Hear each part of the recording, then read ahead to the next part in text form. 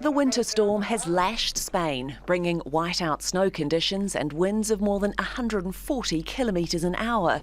Gloria triggered weather alerts across the country, with some saying it could be the worst ocean storm here this century.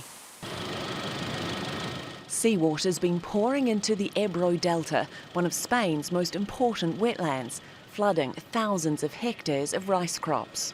The local mayor said he'd never seen anything like it. Locals in Girona looked on nervously as the Oña River rose, almost breaking its banks. Yesterday, city officials told us that water could possibly enter our shop. So we put this here to try to prevent water getting in, because it would be a major disaster. At one point, 200,000 people were without power and tens of thousands of students out of school as roads remained impassable. In Morea, snowplows were brought in and drivers dug into the drifts to find their cars. We had to spend a couple of days here.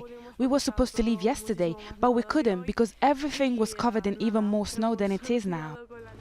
Some were forced to use more unconventional methods to forge a path. The only thing I could think about was this tray from the kitchen, because we are waiting for shovels. We decided we'd better use whatever we had at home and improvise a little bit.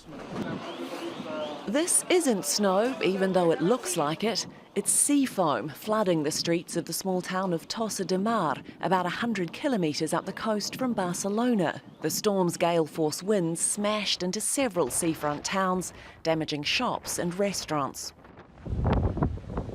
Some waves were a record-breaking 13.5 metres high as they slammed into the shore.